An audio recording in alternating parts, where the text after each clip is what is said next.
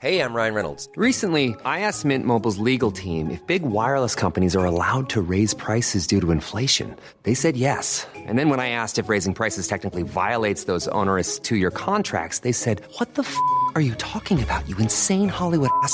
So to recap, we're cutting the price of Mint Unlimited from $30 a month to just $15 a month. Give it a try at mintmobile.com/switch. $45 up front for 3 months plus taxes and fees. Promo rate for new customers for limited time. Unlimited more than 40 gigabytes per month. Slows full terms at mintmobile.com. Acast powers the world's best podcasts. Here's a show that we recommend. Hey guys, welcome to Giggly Squad. A place where we make fun of everything, but most importantly, ourselves. I'm Paige DeSorbo. I'm Hannah Berner. Welcome to the squad. Giggly Squad started on Summer House when we were giggling during an inappropriate time. But of course, we can't be managed. So we decided to start this podcast to continue giggling. We will make fun of pop culture news, we're watching, fashion trends, pep talks where we give advice, mental health moments, and games and guests. Listen to Giggly Squad on Acast or wherever you get your podcasts. Acast helps creators launch, grow, and monetize their podcasts everywhere.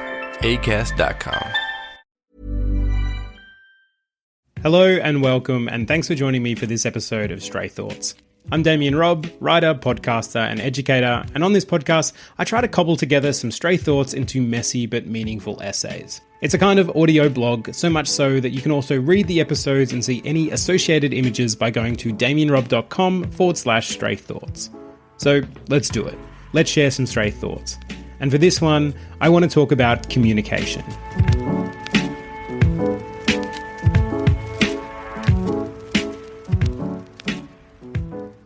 There are many things we comfortably take for granted.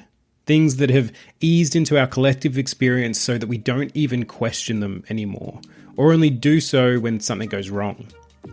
Yes, I'm talking about the technology that exists in this information age, but I'm also talking more broadly about what that technology allows, and how its existence, when looked at from afar, is truly a marvel. The greatest of these might be our ability to so easily communicate with one another.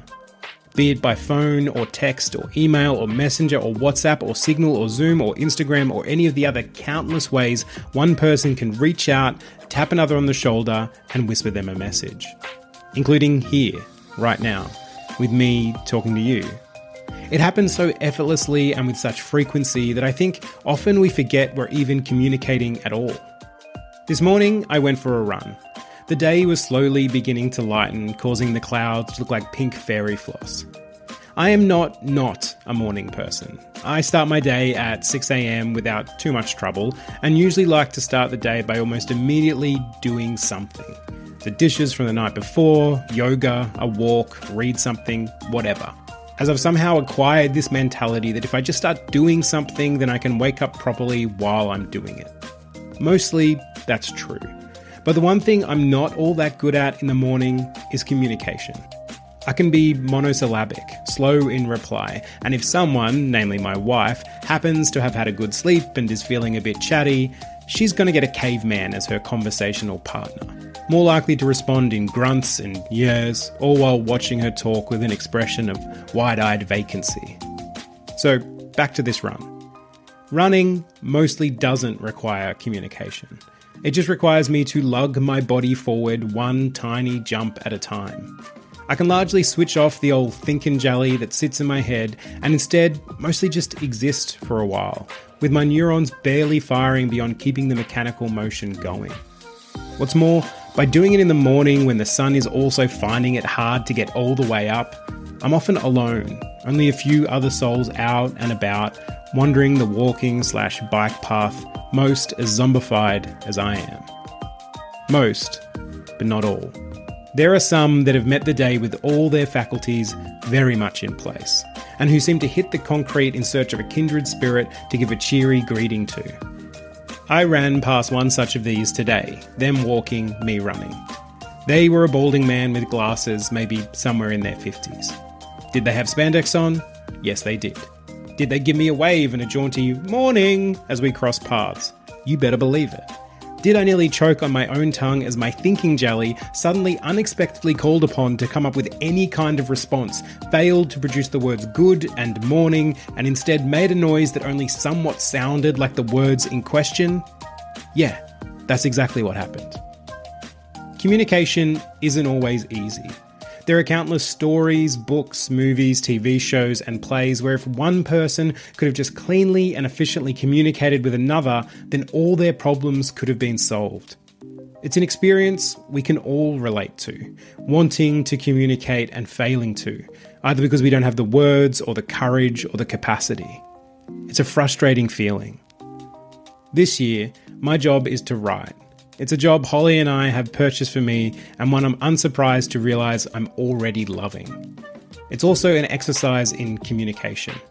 Every day, that's really all I'm trying to do. Reach out and attempt to communicate across time and space with people unknown. I want them to see what I see, view it all from the angle I'm viewing it, experience the story I'm playing out in my head as close as possible to the way it's playing out in my head. And I'm learning there are so many elements that need to be communicated. Take, for example, just dialogue.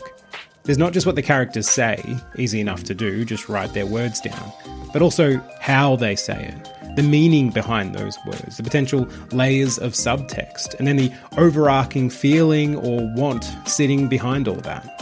This can be done by setting up motivations, giving physical or verbal cues, detailing what the response and reactions of what they're saying has on those around them, and detail if any differences to the situation has changed because of their words. The character needs to communicate their desires or not, and I need to communicate all the rest, ideally as cleanly and coherently as possible. Then you add in the setting, the character descriptions, the smells and sounds happening around them, the internal landscapes of each of our main players, and many other things, and it quickly becomes layers and layers of communication, all hopefully achieved by me punching away at a keyboard. And here's something else. I don't believe words are the best medium for communication. Far from. In the last couple of months, I've been doing renovations on our house. Because of the whole not working in order to be a writer thing, our budget is fairly fixed, and so I ended up doing as much of the renovations myself as I could. I'm okay when it comes to handyman stuff, but it's a massive ocean of knowledge, and at best I have dipped a foot in. So when it came to submerging more of myself and learning some new skills in order to pull off the specific renovations we had planned, I turned to YouTube. YouTube may be the greatest repository of communication we have collectively achieved. Is it all good communication? Hell no. But let's stick to the positives right now, because it is truly exceptional that we can type in some random prompt and have a relatively good chance of some stranger somewhere in the world at some point in time having posted a video to meet that prompt. And not even just one, but a whole score of them. And what's interesting here is that I didn't borrow a book or look up an article on what I needed to know. I went for a video. If a picture speaks 1,000 words, then how many must a video speak? When it comes to communication, as far as I'm concerned, video is king. In 1967, a researcher by the name of Albert Mehrabian conducted a number of studies and came up with the 55-38-7 formula. Mehrabian was a researcher of body language, interested in breaking down the components of a face-to-face conversation. He found that communication is 55% non-verbal, 38% vocal, and 7% words only. While these percentages can't apply to every situation, they do give a good indication of just how ineffective words alone can be. For another example, Holly told me recently of a podcast she had listened to. It was a travel podcast where two friends discussed various destinations they travelled to, giving advice on where to go, what to eat, transport options, budgets, all those kinds of things. She found it because she'd been having trouble finding information for a specific location on her usual array of travel blogs and forums that she would turn to for this kind of thing. She said listening to it, she got some great advice delivered organically and easily by two friends just having a chat and detailing their own time there. It made me think that if you were to ask someone to tell you about their holiday, they likely happily would. But if you were to ask them to write down in detail their experience, ensuring they provide all the same information, well, you might get some resistance there, as the effort and thought involved is far greater. Similarly, for my renovations, if I'd asked one of these handy men or women to write a manual on how to change a lock or replace some flywire, chances are they wouldn't. And even if they did, I doubt it would be as effective as them showing me through video. Which brings us back to the marvels of communication we currently enjoy. Because, again, it's amazing just how plentiful and accessible those other forms of communication are. We can so easily listen to a podcast or watch a video or reach out and ask a specific person a specific question and get a response, and do it all in rapid time. Hell, I just sent Holly a message asking her to give me a link to the podcast in question to include in the show notes, and I did it quickly and easily and without even really thinking about it. She responded just as quickly. A simple bit of communication completed as efficiently as if she was sitting next to me instead of in her office. A side note here. But when it comes to good story communication, one of the greatest examples I've seen recently is both of the Dune movies. Now granted, Denis Villeneuve has the advantage of video here, but they are a masterclass in communicating information. I've read the original Frank Herbert novel, and while the material is terrific, I found the book dense and challenging and a slight slog to get through. Not true of the movies. Despite the massive world and characters and fractions and ecology and rules and moving pieces at play, they're all communicated in a seemingly effortless display of craft and skill. Sound and visuals are weaponized to not only be stunningly visceral, but also stunningly effective at delivering all the above information. Yes, there are moments when you can see the exposition, but I think they only highlight that we are, in reality, constantly getting exposition, and it's only those rare moments when we're actually aware of it. When it comes to communication, those movies are an incredible feat.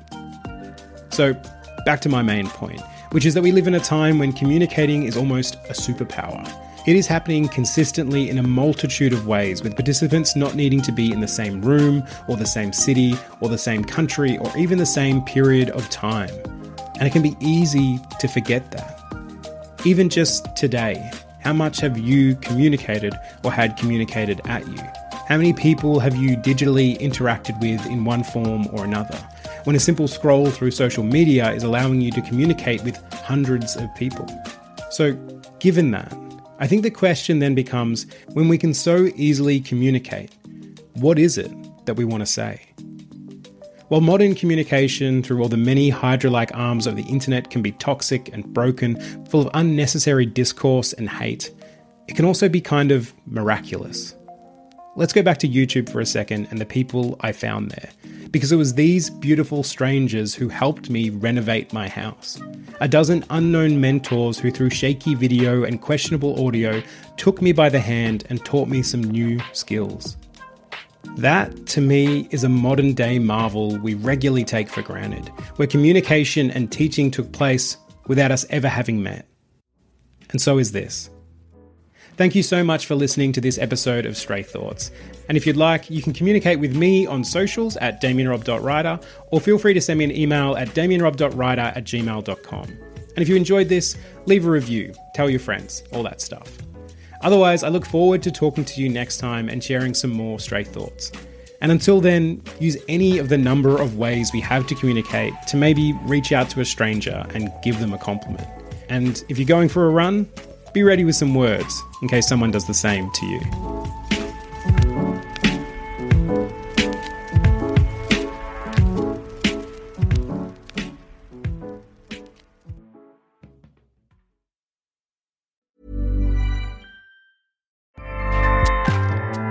Acast powers the world's best podcasts. Here's a show that we recommend. Hey guys, welcome to Giggly Squad. A place where we make fun of everything, but most importantly, ourselves. I'm Paige DeSorbo. I'm Hannah Berner. Welcome to the squad. Giggly Squad started on Summer House when we were giggling during an inappropriate time. But of course, we can't be managed. So we decided to start this podcast to continue giggling. We will make fun of pop culture news, We're watching, fashion trends, pep talks where we give advice, mental health moments, and games and guests. Listen to Giggly Squad on Acast or wherever you get your podcasts. Acast helps creators launch, grow, and monetize their podcasts everywhere. Acast.com.